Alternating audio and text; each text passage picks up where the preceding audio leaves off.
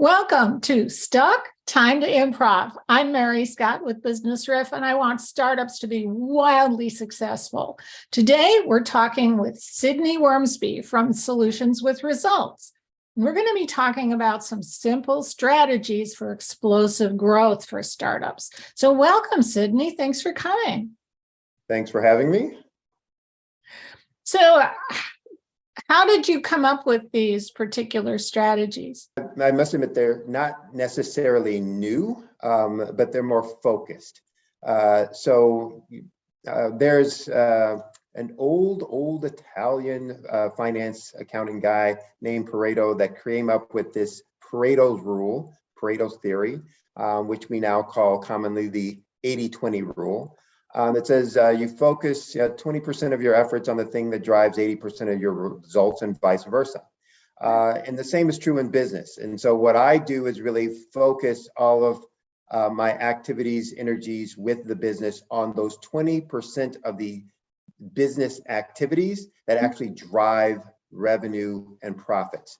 And so there are 5 categories that those end up being in, and 12 strategies within those 5 categories. Anyone can apply these, and that's what makes them also, very impactful. Okay, sounds good. Well, we're talking to startup businesses. So what's the first most important strategy you think they should know about? Well, you can't have a sale without a lead, a prospect. And so within the 5 categories, and I'll give the overview first, and then I'll go into detail of each one. The 5 categories: more leads, more conversions, more transactions, higher prices, and more profits. Within the more leads, that's the primary and most important one, because it is really first. And within that, the most important strategy that I work with folks on is about developing what I call their market dominating position statement. What makes you different in ways that the client or customer will value. Also in ways that makes you valuable to the clients and customers that you're targeting. And what problem you solve. That's, you need to know exactly who your customers are and what problem that you solve for them, right? Well, exactly. And when you're talking about in ways that are valuable to the customer, every customer has a pain point, and usually it's one of 2 things, or maybe both of these things. First and foremost, it's some problem that they have that they don't want, or it's some benefit that they want that they don't have. And so you have to think through what makes me unique and different and valuable relative to the pain point that the customer or client is dealing with. What makes me unique and different relative to the problem that they have that they don't want, or relative to the benefit that they want that they don't have. And that identifies then who your target market is and what it is that you have to say to them, and what you have to offer to them. Okay. And then what's the next thing? Good marketing is about, first and foremost, having something good to say. So yes, that value proposition, that market dominating position statement, et cetera. Then it's about having a compelling offer, something that really grabs their attention. I call it my Godfather offer, where they can't refuse. That it's so foundational and fundamental and valuable to them that they look at it and they say, how could I refuse that? Does it make a customer say, or potential client prospect say, I'd be a fool to turn that down? So once you've gotten some leads, what do you do with them? Well, in terms of conversion, really it's understanding,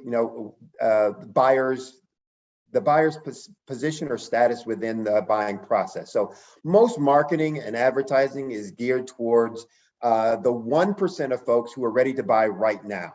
And, there's 99% of folks, who aren't ready to buy right now. They're, future buyers, soon to be buyers, et cetera.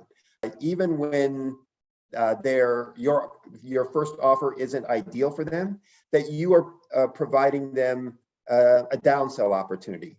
A downsell opportunity is, when they reject your initial offer, that you have something that's a slimmed down version that you can offer them that still allows them to say yes and to engage. Downselling is an important piece, to be able to, when you make that a compelling offer and they say, that doesn't fit or that doesn't work for me right now, or I'm not looking for that right now. How do you still get them to engage in, your activities and services? Then what happens next? Something like cross sells and upsells, as we were talking about before, helps to increase more transactions. And that's, kind of that next thing. Once they are a customer of yours, how do you get them to buy more or to engage deeper with you? But it's how do you get them to buy more products and services because you're providing more value to them. A simple strategy for that is cross-selling, finding complementary products or services that you make or that you partner with others to be able to deliver to your client base, your customer base.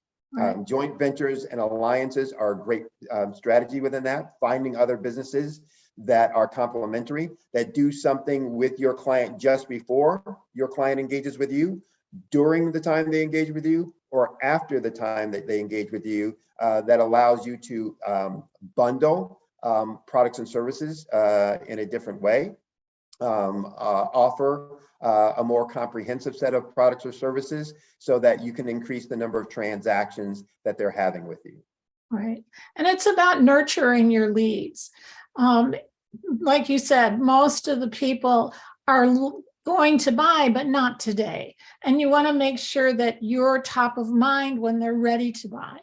So that involves creating enough of comfort level with you and your company that you're providing customer service, that you're asking for feedback, that you're putting out information that's useful to them, so that you are top of mind when they're ready to buy.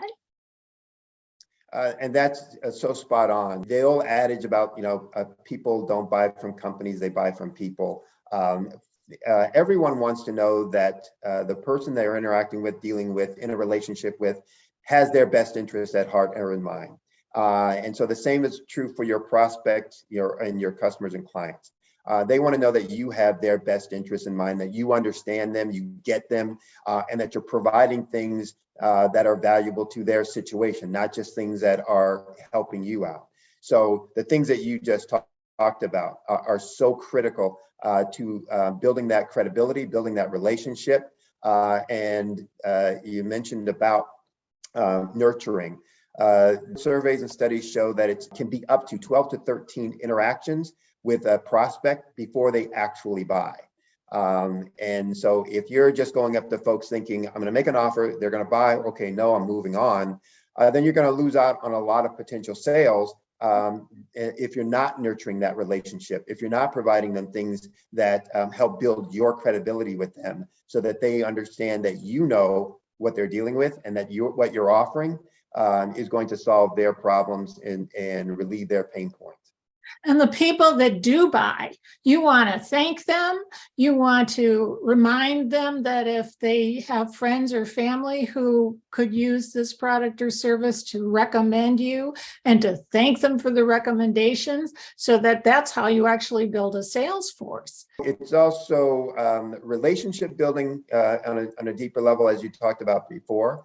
But it's also important that referrals are the strongest form of advertising. So when you're talking to your prospective clients about others that they know, family, friends, business associates, etc., they're now going to be a referral source. That referral is a stronger advertising and marketing messaging and prospecting than any other form of advertising that exists.